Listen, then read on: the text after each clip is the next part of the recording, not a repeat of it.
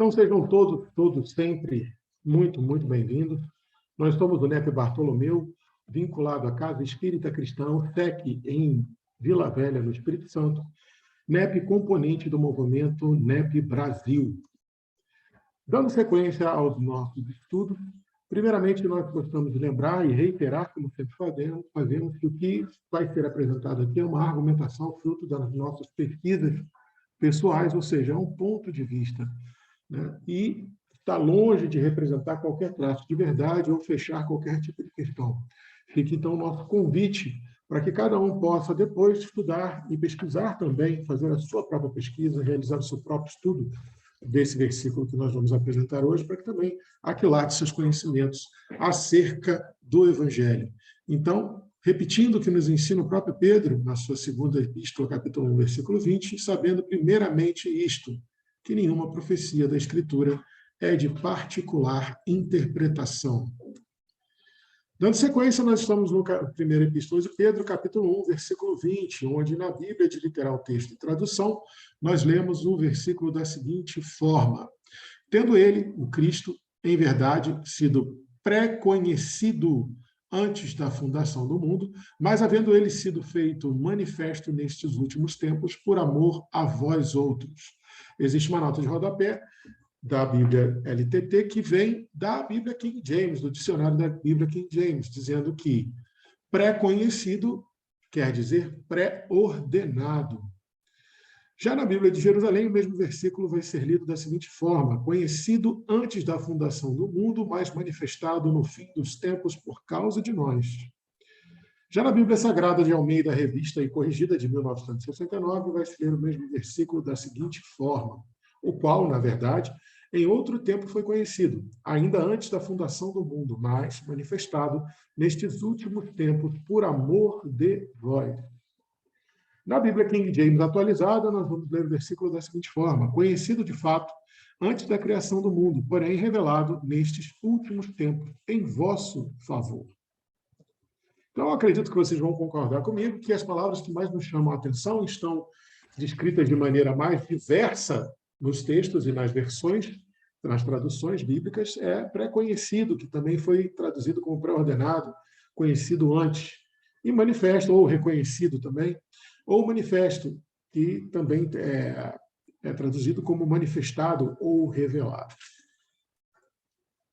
Vamos, então, ao estudo prospectivo de palavras. A palavra pré-conhecido, ela vem do grego prognóstico. A mesma raiz grega que vem a palavra médica prognóstico.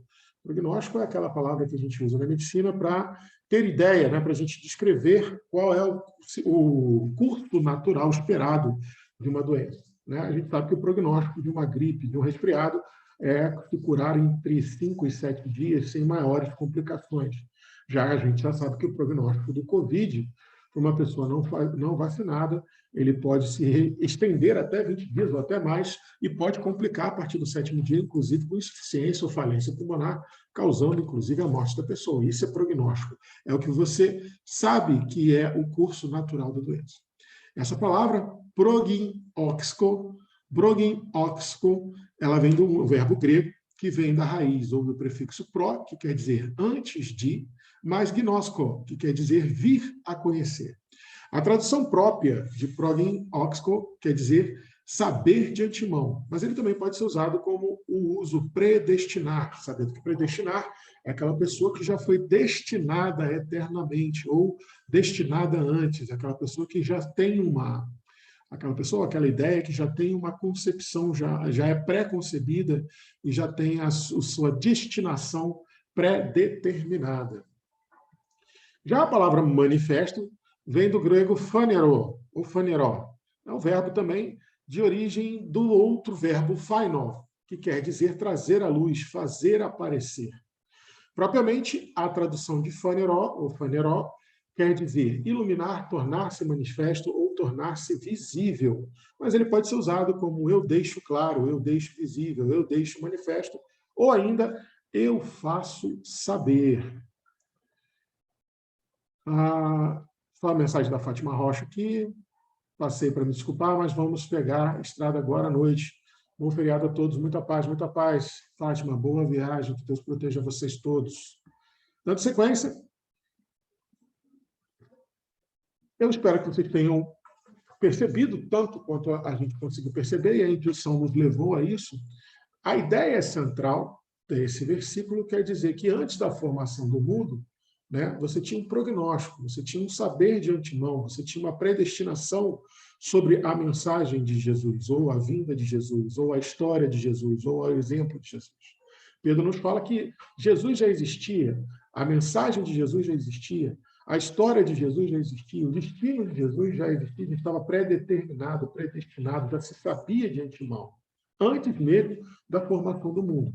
Tanto quanto nos últimos tempos, e aí, nos últimos tempos, pode ser entendido como um axioma de atualmente, né? Dos últimos tempos, sim, de agora ou dos últimos tempos, se você for levar na tradução grega ao pé da letra das palavras, duas palavras que formam essa ideia, é no final dos tempos mesmo. Ou seja, desde agora até o final dos tempos, a mensagem, um exemplo, a história, a figura, né? A liderança de Jesus é visível e se faz saber. A intuição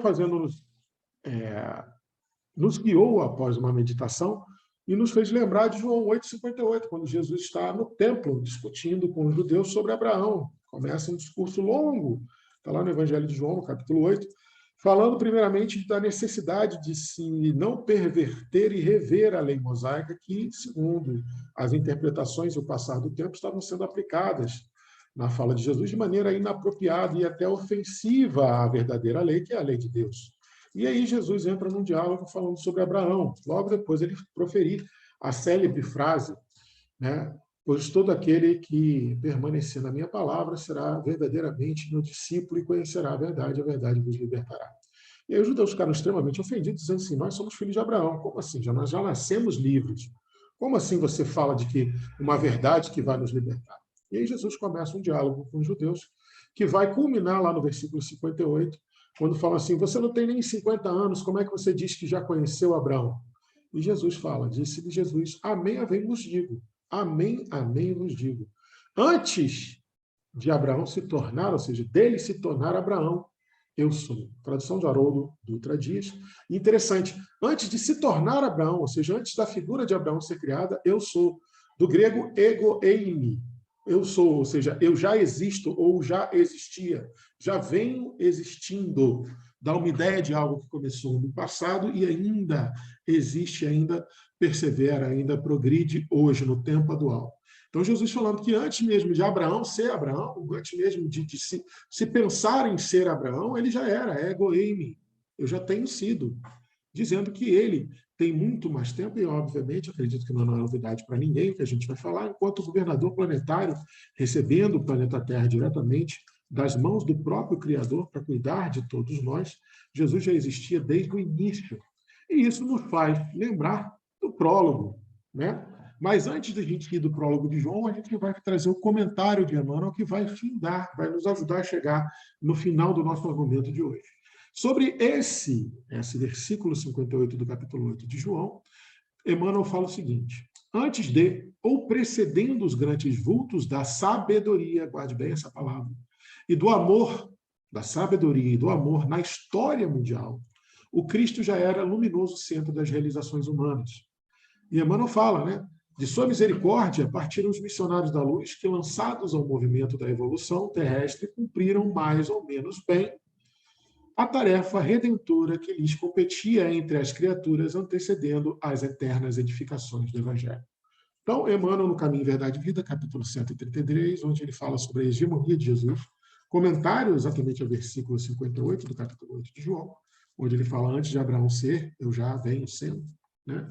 Emmanuel diz o seguinte, Jesus realmente já veio sendo, e graças a ele, graças à existência pregressa dele, enquanto nosso bom pastor, divino amigo, nosso paraninfo, nosso governador planetário, que é possível que irmãos mais adiantados pudessem vir até nós, preparando o terreno para recebermos de maneira mais palatável, né, e mais aceitável, mais cognoscível, as mensagens evangélicas. Lembrando que o Evangelho de Jesus é, acima de tudo, a codificação mais perfeita da lei divina que nos pode ser dada a conhecer no nosso atual estágio evolutivo.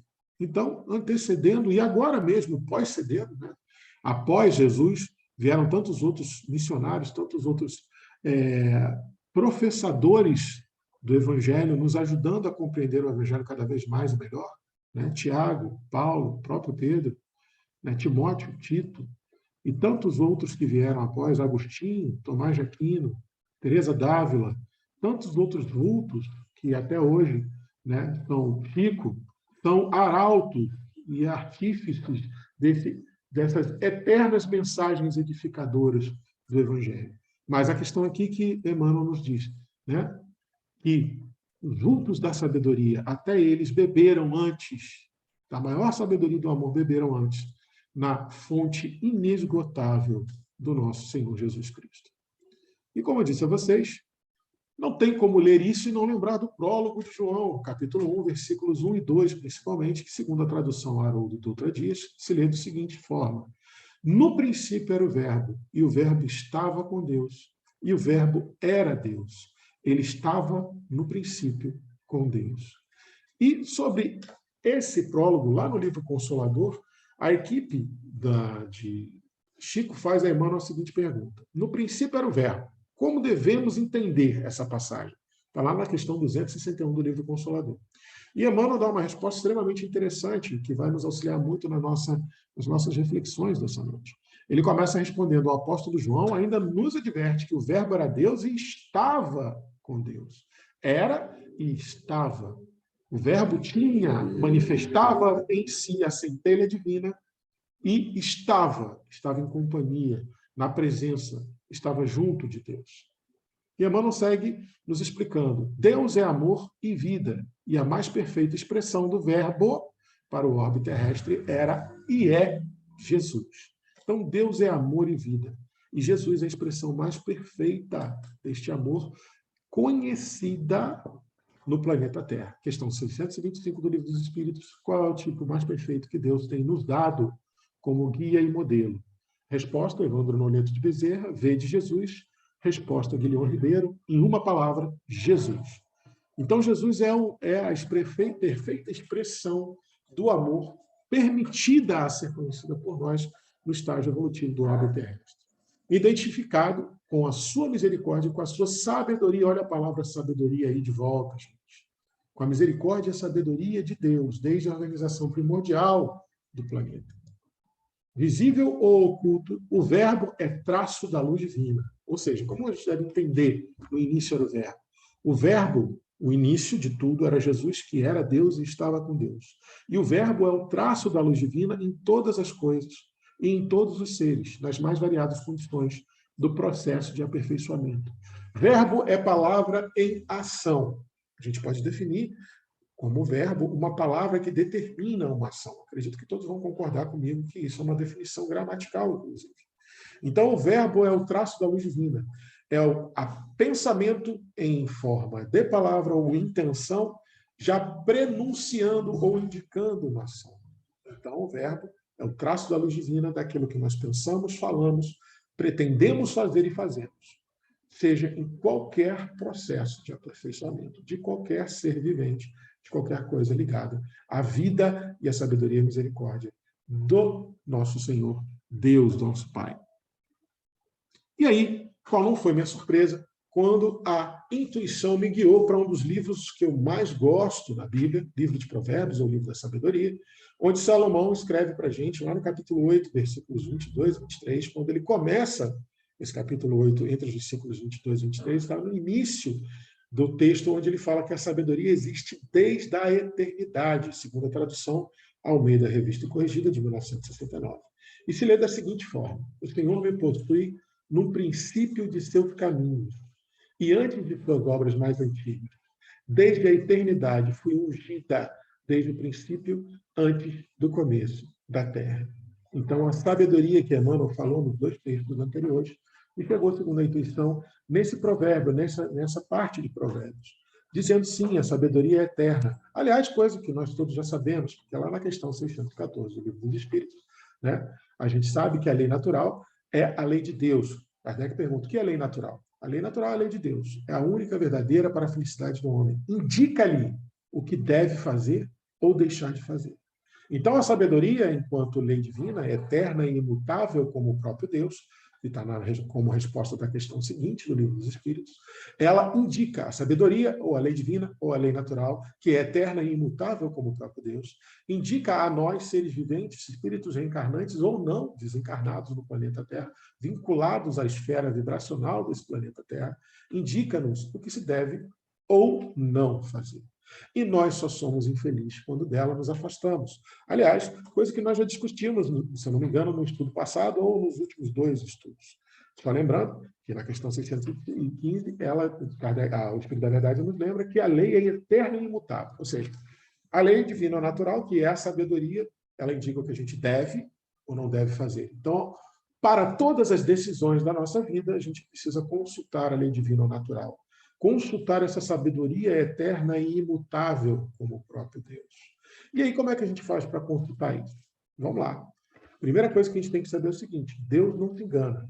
Nós é que nos enganamos. Então, qualquer preceito, percepção, conjectura, convenção, conceito ou definição humana precisa ser revista de tempos em tempos. Porque perfeito é só a lei de Deus, eterna e imutável. E nós, nesse caminho de aperfeiçoamento, de buscar a sabedoria, né? Lembra que Emmanuel falou no Consolador? O verbo é a luz divina em todos os estágios do aperfeiçoamento. Então, o verbo é a luz divina em todos os estágios do aperfeiçoamento. Então, o que a gente tem hoje como lei, condição, consenso, definição, conceito, precisa ser de tempos em tempos reajustado à lei divina, porque é a única, eterna e imutável. A nossa não. A nossa percepção da lei divina, ela é finita e amplamente modificável, porque ela tem que ser aprimorada. Então, nós estamos, na nossa percepção da lei divina e natural, sempre a aprimorando. Então, as nossas leis, a nossa percepção tem que ser modificada, se ajustando, se aprimorando de tempos em tempos, o avanço que a nossa condição de entendedores da lei divina natural vai criando, vai se adaptando. E lá na 617, né, Kardec, o Espírito da Verdade, que responde a Kardec o seguinte: olha, Kardec fala sobre a lei natural, sobre como estudar, como fazer, e ele fala: os sábios estudam a lei da matéria. O homem de bem estuda e pratica as leis da alma, que são eternas e imutáveis, como o próprio Deus. João, mas as leis da matéria também não são eternas e imutáveis? Sim, as leis da matéria são regidas pelas leis naturais, que são eternas e imutáveis. Mas a nossa percepção dela muda. Vou dar um exemplo para vocês.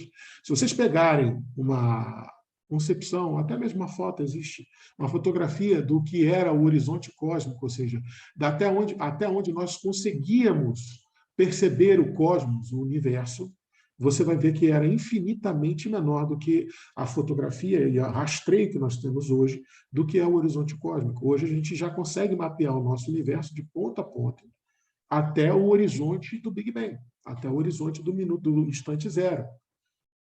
Ou seja, até a nossa percepção da lei da matéria é aprimorada. A lei da matéria em si não muda, é eterna e imutável como o próprio Deus. Mas o nosso conhecimento sobre a lei da matéria e a nossa percepção sobre ela é amplamente e inexoravelmente, ou seja, não tem como fugir do aprimoramento. Mas o homem de bem, lembra o Espírito da Verdade, estuda e pratica as leis da alma. As leis da alma. E lá no 619, quando o Kardec pergunta assim, então a todo mundo é dado conhecer a lei de Deus. Sim, todo mundo pode conhecer, mas nem todos a compreendem. Os homens de bem e os que se decidem investigá-las são os que melhor a compreendem. Então, os homens de bem são aqueles que investigam e praticam as leis da alma, as leis que são eternas e imutáveis como o próprio Deus, mas não se esqueçam, elas são aprimoráveis segundo a nossa percepção do que é a lei de Deus, sendo que o melhor guia e modelo que nós temos é o Mestre Jesus.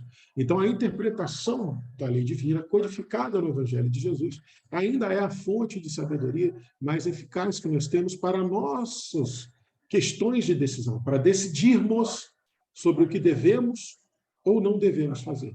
E sabemos que estamos próximos do ideal quando estamos felizes com as nossas decisões. Mas quando as nossas decisões nos entristecem, é sinal que nós estamos afastados da lei divina natural. É a única garantidora da felicidade. O homem só é infeliz quando dela se afasta.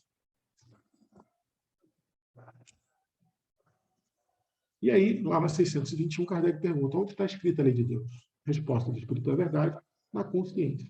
Então, percebam como nesse trânsito que a gente fez entre as questões, as primeiras questões do capítulo que lida para a lei divino-natural, no Livro dos Espíritos, a partir da questão 614, você vai perceber que, como Emmanuel fala no Consolador, o verbo é o traço de luz divina. Ou seja, o verbo é o quê? É a luminescência, é o esclarecimento, é a parte manifesta, é o faneró, é a iluminação, é aquilo que nos deixa enxergar, nos faz ver, nos faz visível a lei de Deus. Lembrando que verbo é pensamento e palavra pretendendo a ação. E como é que a gente sabe qual verbo é mais indicado? Quão mais perto desse esclarecimento da luz divina nós estamos com o nosso verbo, João? Porque nós também somos praticantes do verbo. O verbo estava com Deus, o verbo era Deus, falando de Jesus, mas Jesus é um espírito que segue as mesmas leis naturais que nós. Então, nós também temos o nosso quinhão de verbo. E o nosso verbo, quanto que está próximo dessa luminescência divina? Depende. Quão próximo da lei divina ou natural você está? Como eu sei se eu estou próximo da lei divina ou natural, João? Muito simples.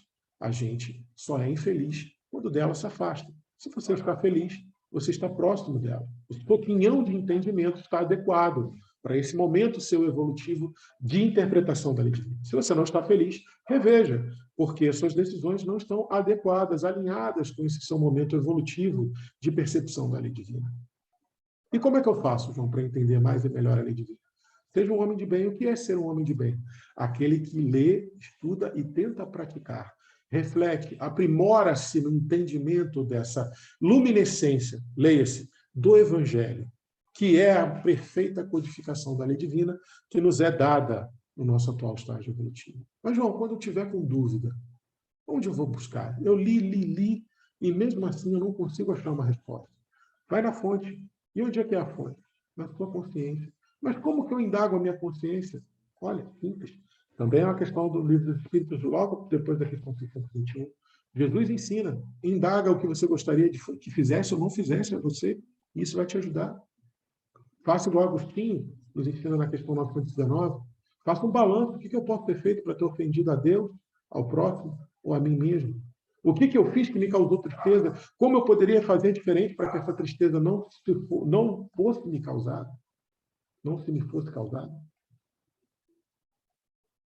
O homem de bem, que investiga, estuda e pratica, ele vai estar mais próximo dessa luminescência divina que é o verbo. E sobre isso, sobre o prólogo de João, Emmanuel faz uns comentários bem interessantes, principalmente no livro Segue, lá no capítulo 27, intitulado Os Sábios Reais. Ele diz, os verdadeiros amigos da luz, dessa luz divina, dessa luminescência divina que é o verbo, revelam-se através da generosidade pessoal. O que é essa generosidade pessoal? Sabem que o isolamento é orgulho, que a violência é crueldade, que a exigência descabida é serviço da treva e que o sarcasmo é perturbação. Não nos isolemos, porque a lei de cooperação ela é inexorável e é divina, é uma das leis sublimes da natureza. Tudo coopera, a gente também viu isso semana passada no nosso estudo. Qualquer forma de violência é crueldade. O que pode ser violência, João? Qualquer coisa que tire o próximo do seu lugar de conforto e coloque no lugar de apreensão, no estado primitivo de luta ou fuga, que é o estado primitivo de quem está ameaçado, de quem está se sentindo presa e um predador rondando. Violência é tudo que coloca o outro assim. Por isso existe a comunicação não violenta.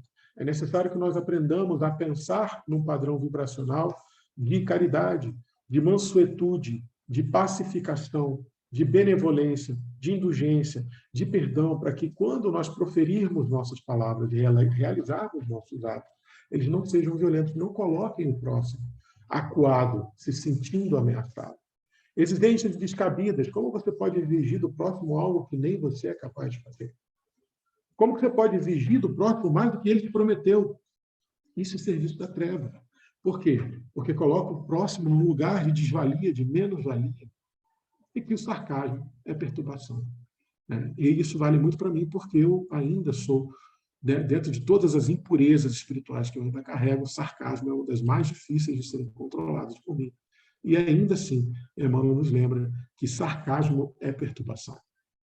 Já no Vinha de Luz também, falando sobre o prólogo de João, capítulo 44, saber como convém.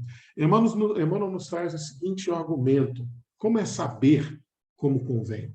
Os que conhecem espiritualmente as situações ajudam sem ofender, melhoram sem ferir, esclarecem sem perturbar. Então, ajudam, melhoram e esclarecem, sem colocar o próximo na menos-valia ou na defensiva. As pessoas que assim já sabem fazer, sabem como convém saber e aprenderam a ser úteis. Só há como ser útil se cada ato seu, pensado, falado ou praticado, possa refletir o que Jesus entendia como caridade, questão 886 do Livro dos Espíritos.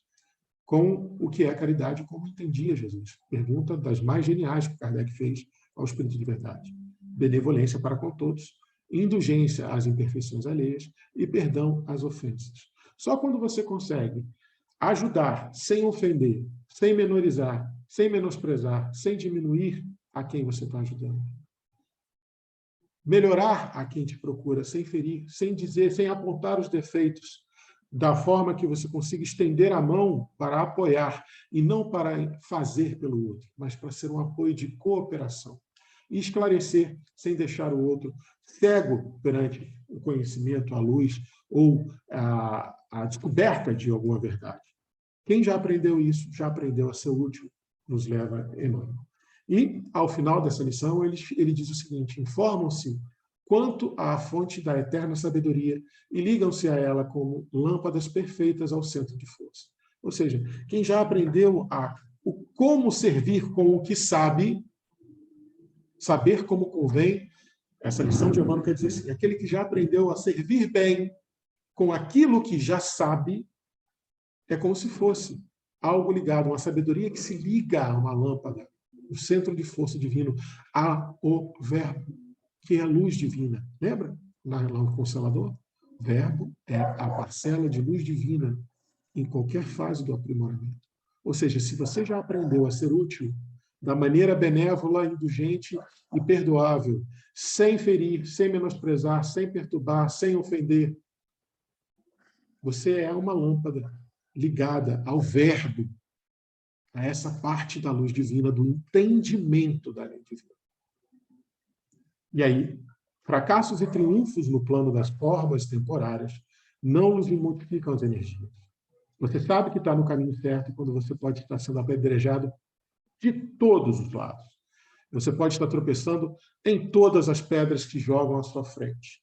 Mas se você ainda tem energia, se você não esmorece frente a nenhum empecilho, obstáculo ou limitação, se nenhuma ofensa, pedrada, injúria, calúnia é capaz de te esmorecer, saiba, você já aprendeu a saber como convém. Você já aprendeu a usar a centelha de sabedoria divina que você carrega de forma útil, benévola, indulgente e perdoável. Esses sabem e utilizam os próprios conhecimentos como convém saber. E aí? O que você aprendeu com Jesus hoje?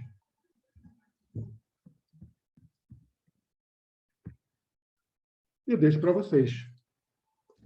Quem gostaria de comentar, começar comentando?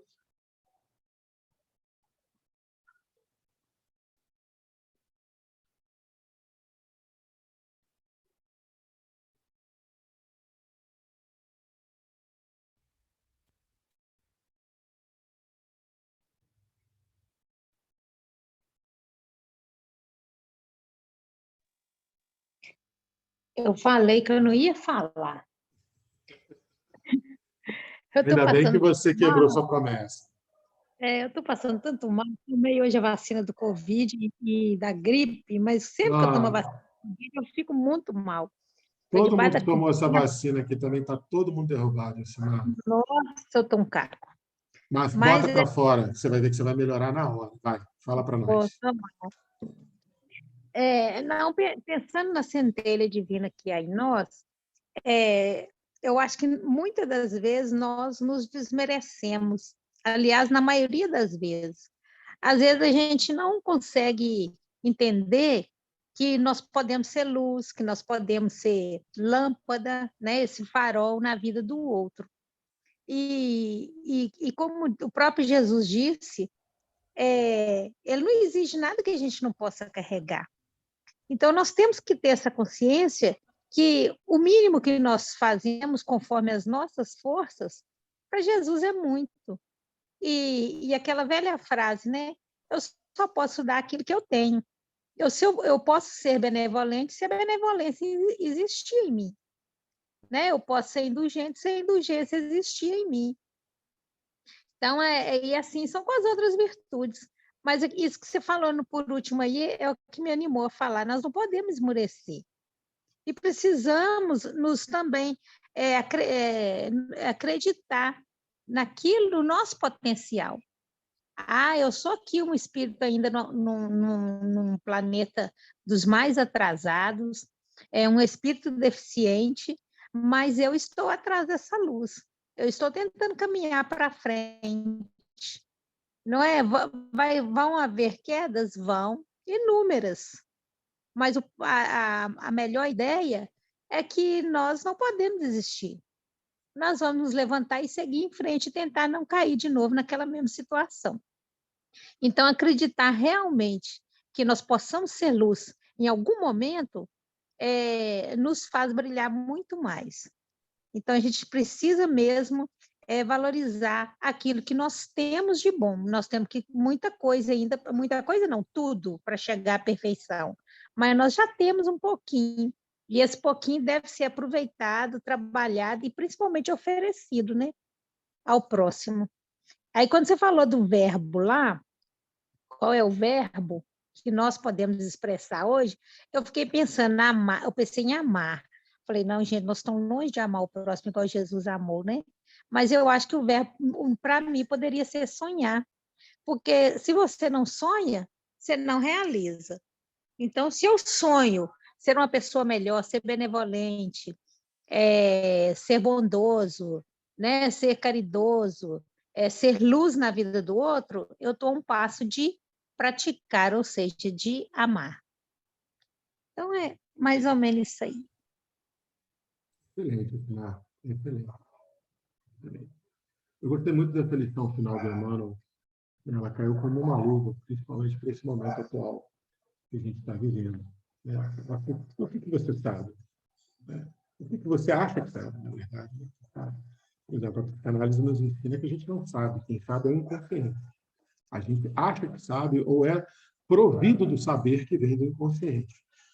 No caso, como Freud e Kardec têm um lapso, né? As obras deles têm um lapso considerável de tempo, um não chegou a conhecer o outro, pelo menos não, Kardec não chegou a conhecer Freud, não sei se Freud conheceu Kardec, na obra, né? A obra de Kardec, que precedeu, mas a palavra consciência que está na questão 621, a lei de Deus está escrita na nossa consciência, na verdade, eu leio aquilo, e aí eu me autorizo e peço licença para vocês, de ler como a lei de Deus está no nosso inconsciente, porque se você lê a definição freudiana de inconsciente, puxando a brasa para a minha sardinha, né, você vai entender que se há um lugar onde a lei de Deus possa estar escrita, é no inconsciente. Porque no inconsciente não existe nem tempo, nem espaço, e muito menos engano ou mentira. Não se mente para o inconsciente. Tanto é que quando nós tentamos mentir para o inconsciente, chamado recalque, o inconsciente devolve esse recalque em forma de sintoma. E um sintoma que nos perturba, nos tira da zona de conforto, já gritando, pedindo ajuda para que aquela mentira seja admitida, né, seja professada, seja corrigida.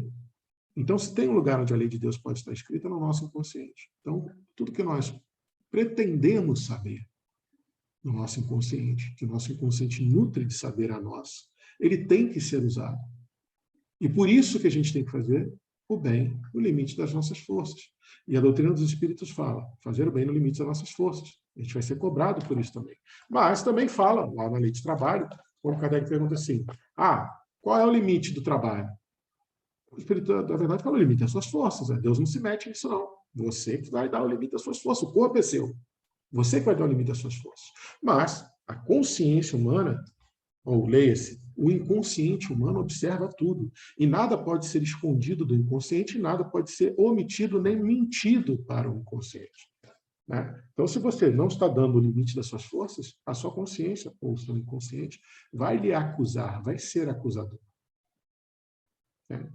Então, é necessário que a gente conheça muito bem esse artífice da lei divina que habita em nós, chamado inconsciente, através das dicas de Agostinho da questão 619 do Livro dos Espíritos, né? Fazer como eu fazia, né? Quando eu habitei a Terra, tire alguns momentos da sua noite e faça uma reflexão, perguntas de você para você mesmo. Faça uma autoanálise toda noite. Né? Repasse o seu dia, passe o seu dia em revista e veja o que você pode ter feito para ofender a Deus, ofender ao próximo, ofender a você mesmo. Perceba aquilo que em você precisa de reforma. Peça, e aí entra uma salpicada de Tiago, da carta de Tiago, peça sabedoria a Deus, mas peça com humildade e com legitimidade da pessoa que sabe que a sabedoria vem em forma de provação. A sabedoria não nos é dada de graça, apesar dela existir desde toda a eternidade, como Salomão escreveu em Provérbios. Mas a sabedoria vem em forma de provação.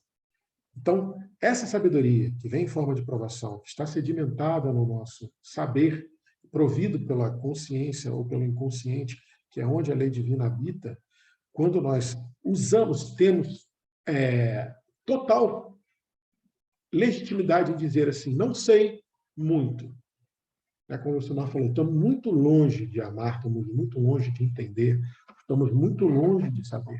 Mas se eu negar até o pouco que eu sei, na hora de tentar me aprimorar como cooperador do Evangelho, sendo benevolente, indulgente e perdoando o próximo, fazendo a parte que me cabe na lei divina, honrando o meu projeto reencarnatório, se eu omitir até esse pequeno saber, eu vou estar me afastando da lei de Deus.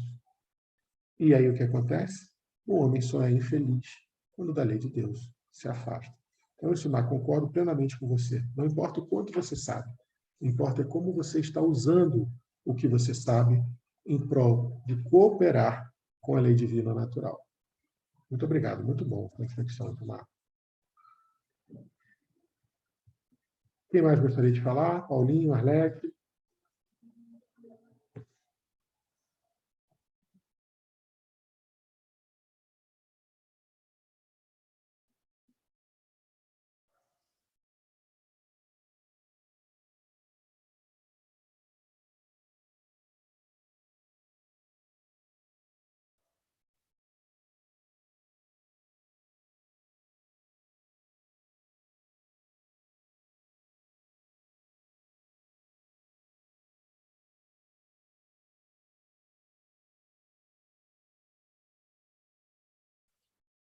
Toda vez, gente.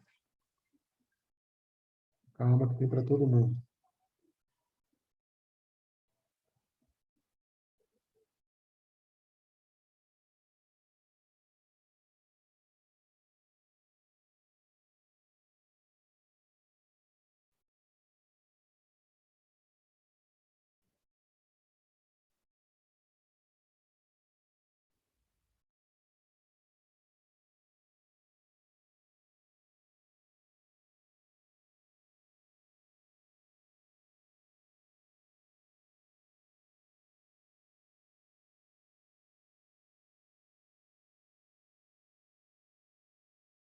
Olha lá, hein, gente. Se ninguém falar, vou encerrar tudo por hoje. Vou entender que estão todos satisfeitos com o que foi discutido até aqui.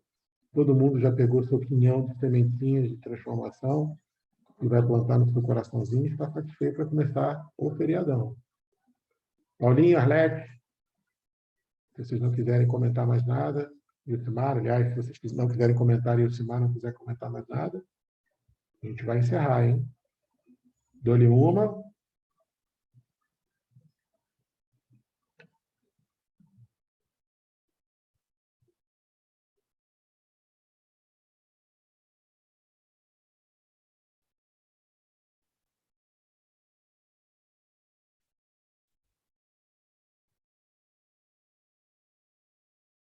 Dou-lhe duas. Até 20h33. Permanecendo todos em silêncio. Eu vou encerrar nosso estudo de hoje, ok?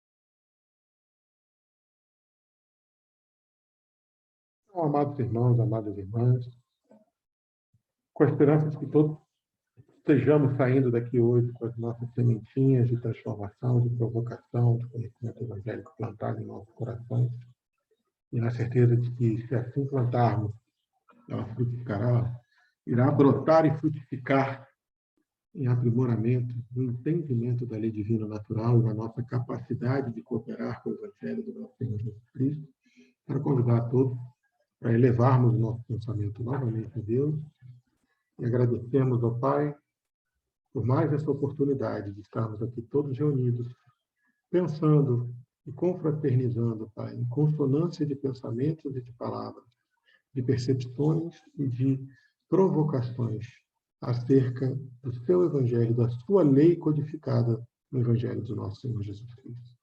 Por isso, te rendemos graça, Pai, por essa oportunidade sublime, e ao Mestre Jesus, por ser nosso eterno amigo, nosso bom pastor, nosso divino amigo e bom pastor, e paraninfo nessa jornada do Espírito Imortal. Aos irmãos da espiritualidade maior, que nos amparam e cooperam conosco do silêncio e do anonimato da outra dimensão, do além-túmulo. A nossa gratidão e aos irmãos de jornada reencarnatória, que palmilham ombro a ombro conosco essa existência dura, mas belíssima nesse planeta de provas e expiações. Nosso agradecimento a todos, ó Pai, pedindo as suas bênçãos a cada um que junto conosco segue nessa seara bendita que é a sua obra, a sua criação. E solicitando principalmente aos nossos credores do passado, Pai, aquele a quem nós devemos, que eles possam, agora nesse instante, receber as nossas mais singelas, mais legítimas vibrações de solicitação, de moratória, com a promessa de que, assim que todos nós estivermos conscientes e em condição, nós iremos, sim, restaurar todo o bem que nós impedimos de acontecer e restaurar cada laço de fraternidade. Tá? Em teu nome, honra e glória, hoje e para todo sempre. Se assim for da tua vontade, Pai, que semana que vem possamos estar todos aqui reunidos novamente, para darmos continuidade a essa magnífica festa de luz. Que assim seja, Pai. Amém. Amém, queridos amigos, querida confraria. Excelente feriadão para todos. E, se Deus quiser, espero revê-los domingo, às 20h30, no NEP Alcione. E quarta-feira que vem, todo mundo aqui de novo, com a graça de Deus. Fiquem com Deus, bom feriadão e até semana que vem.